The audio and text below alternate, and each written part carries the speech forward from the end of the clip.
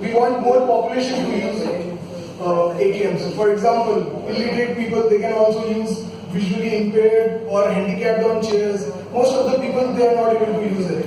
So that was the basic agenda on which we were working on. So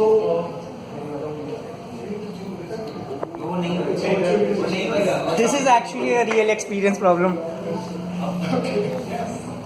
Okay, fine. So basically, what we are targeting is, like, for example, if we talk about the illiterate people.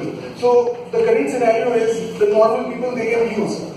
But if illiterate people, if they are coming to ATM, so they can use the voice-enabled system which we can provide. Plus, the arrows can be shown on the screens which can help the illiterate people.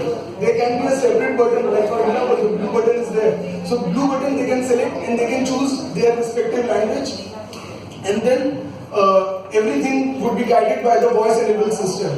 And they can use. For example, another way is handicapped on wheels. If they are coming, so it's not possible for them to stand up and to use and to collect the money because the screen is not visible. So what we can do is, we can have an app system on their mobile. Like for example, if they are using ICI